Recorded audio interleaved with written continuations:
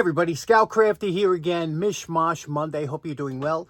Hope you had a great weekend. We got a couple things to talk about today. Had a snow event yesterday here. A couple inches, wasn't bad. Always nice to get out and shovel some snow for when seals up the house, get rid of the draft. First thing I want to talk about is California. I mentioned this last week about the California wildfires. As you know, some of you might know, I used to live in California. I used to live in Santa Monica on Pacific Street when I was a young man. And then when I went into service, I did most of my service time out in California. So, and I used to do extensive bicycling around California and bus trips and things like that. So I know the state pretty well.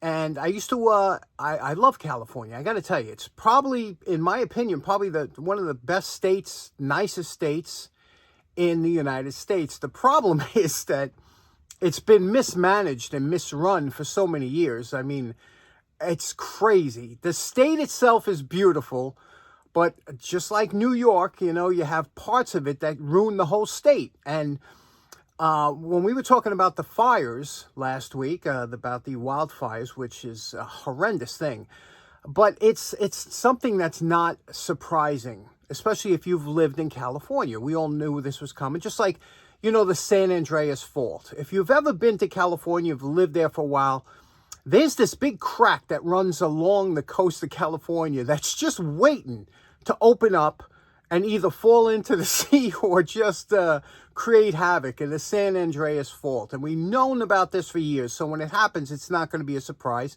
but we just don't know when it's going to happen. There's earthquakes there all the time. It's people, you know, they're common.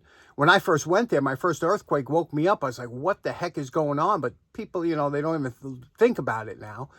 But the wildfires are something that's been there for many, many years. It's called the Santa Ana winds. And when they start, and like I said, I lived in Santa Monica, when they start, it's these huge hot winds that blow down and you know, even if you have sprinklers, you know, as people say, well, you know, people should hose their house down. It's like a hairdryer. You know how quickly a hairdryer dries your hair? Those winds, even if you wet your house down and things like that, it dries it off and instantly. It's just amazing. However, the problem with this one, the reason this one was so devastating was, had a lot to do with mismanagement down there and whatever. But there are two wonderful, and if you listen to the news, you're not going to get the truth of what's going on. But I have two videos for you that I'm going to put a link in the description. One was a video that was narrated by William Conrad. Remember William Conrad? You know, he was a TV star and a radio star back in the day. He was a very interesting guy. He did a documentary in 1962. Now, I want you to watch that documentary. It is, you'll swear you're just watching the same thing that happened last week. So it's nothing new. And so that documentary is there. And then there's another guy who I subscribe to. It's called What's Going On in Shipping. This guy's really good. He's a volunteer fireman, but he's also was a merchant marine and all over ships. And he shows why people are asking about salt water, using salt water to fight the fires and things like that. Excellent description. So you watch those two videos and you'll know more than 95% of what the news is trying to preach. So I'll have that link in the description.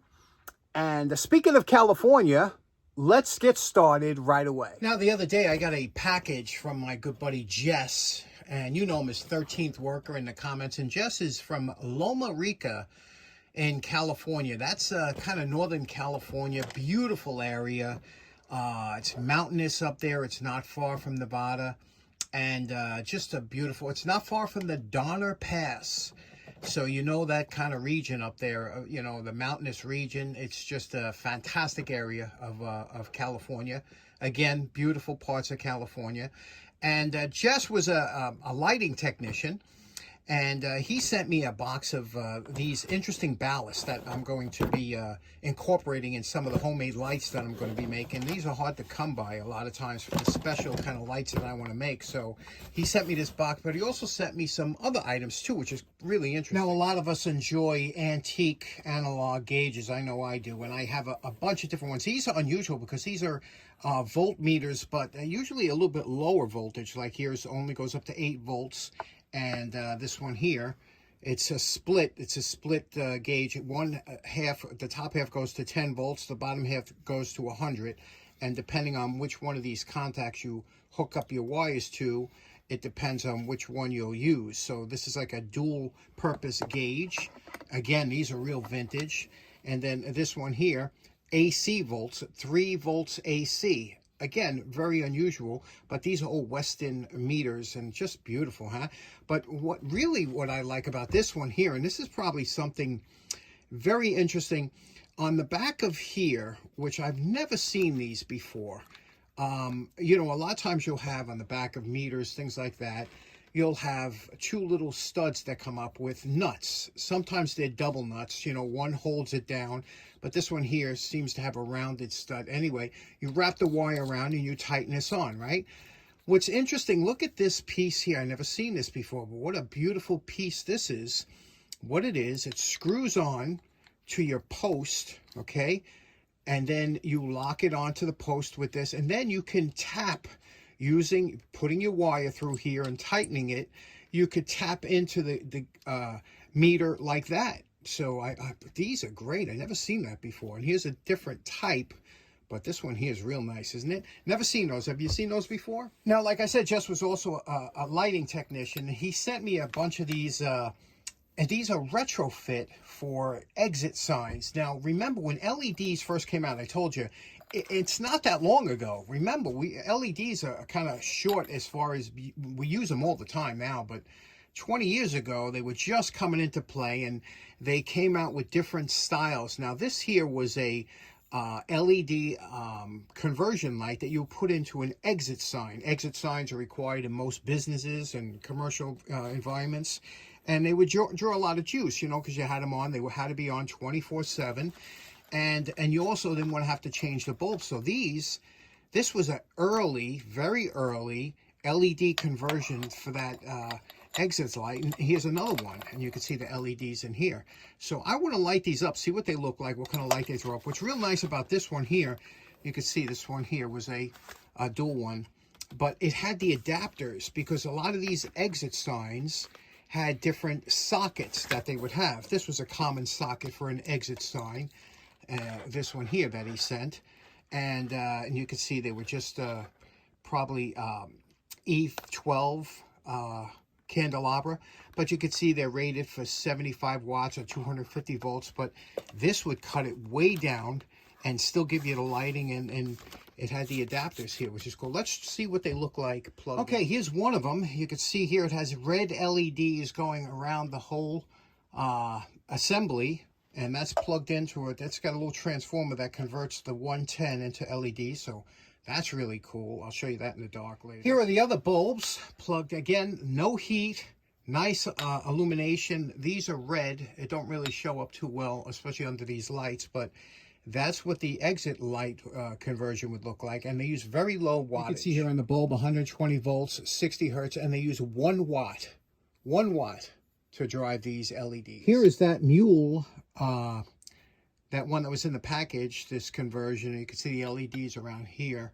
And again, probably uses less than a watt, if not a watt. Very interesting. And again, they are brighter than they look. Okay, here we go in darker conditions. You can see how nice these look and how bright they are. They do throw off a lot of light, especially for only a watt each bulb. Here's that white bulb, LEDs. You can see how that really throws off a lot of light for that 1 watt, huh? Okay, next up, do you remember we did the PEX segment a couple weeks ago? Well, a good friend of the show by the name of Bill had asked, he goes, how do you, when you're putting in metal to metal, what do you do to seal the metal to metal connections? And I'm going to show you what I used and what I've been seeing, that this is what basically all the plumbers use on YouTube. And this is where I'd like to see what the real-time plumbers use. I'm going to show you how it's done. And first thing I want to do is I'm going to clean up this scrap so we can demonstrate on this. We're all cleaned up here. You could see what it looks like. Now, this is a galvanized piece of pipe that was cut when they were taking it down. I took it out and to do this demonstration. You could see, now this is what's called a tapered thread, okay? It's tapered this way. And that thread is meant so it's self-sealing. So when you screw this in like this, you notice it won't go all the way down and keep going. All of a sudden it locks up. It locks up about halfway.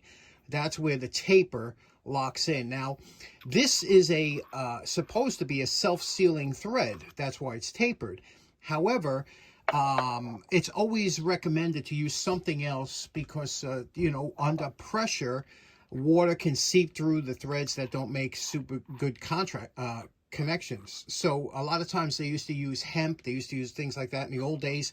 But today, Teflon is a big thing, and they use, this is what all the plumbers on YouTube use, Teflon followed by this blue sealant, this pipe thread sealant.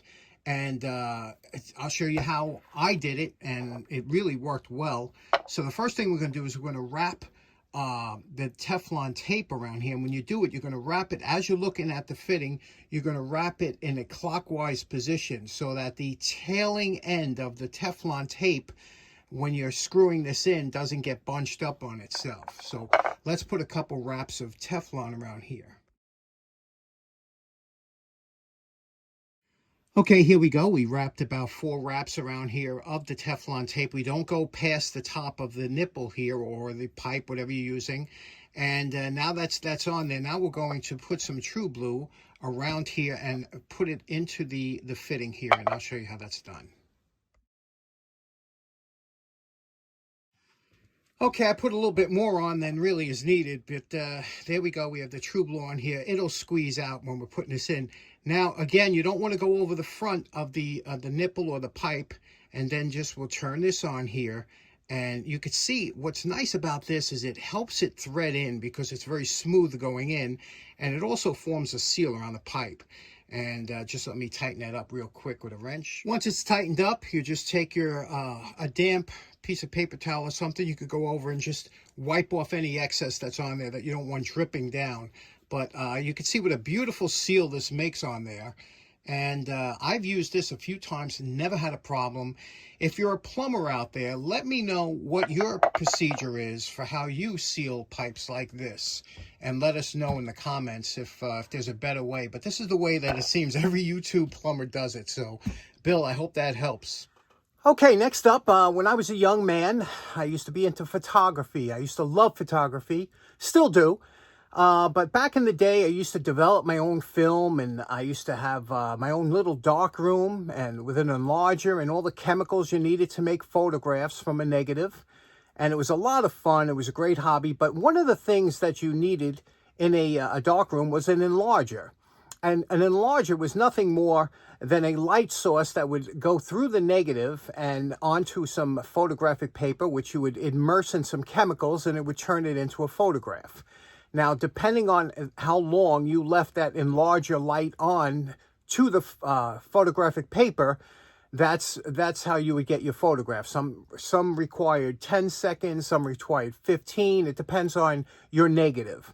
So they used to have what's called darkroom timers, and it was really cool, and they are amazing. And let me show you this one that is just out of this world. Okay, so what you're looking at here is the Mac Daddy, or the cat's pajamas, of darkroom timers. This is the Time-O-Lite model M72 darkroom timer. And how this would work is you would set this up. There is 2 outlets on the side, only one side. The other side has nothing. This side has 2 outlets, and one would go to your safe light. Your safe light was your dark room light. It could be yellow, it could be red. They were different colors, but they wouldn't mess up your exposure if they were on in the dark room. And so that would go to the light that's on in the dark room, and this one, the black one, would go to your enlarger. Here you could see on the back here, it says the M72 industrial timer. Now, how this would work is, like I said, you would take this and you would hook it up to those 2 lights. And then when you plugged it in and you hit this button, it would time for however long you set it. Here we have it set for about 10 seconds. It would stay on for 10 seconds, and then it would turn back on the safety light, and that was your exposure. This switch here would allow you to switch it up so that you can set your enlarger while everything was off, and then when you were ready and it was all focused in on your paper, you would push this down like this, and you would just touch this button, and those lights would go on. And let me show you how this works. What I'm going to do, I'm going to put 2 small bulbs in here. The bottom one will represent the enlarger. The top one will represent the safety light. So let's hook that up and show you what it looks like. Okay, here we're ready for the demonstration. You can see here we're making the enlarger, focusing it in, getting it all ready. When we're sure it's ready, we move this up like this. Now we're ready to go. Now the safety light is on. It's going to be red in the dark room. We take out our photographic paper, we put it under the enlarger. When we're ready to go, we hit this button right here, and watch what happens. You can see now the enlarger's on and the time is going. You see the timer, the red? Now when that gets to 0, it'll come back and it'll turn the safety light back on. How cool is that? Here's a 5-second exposure.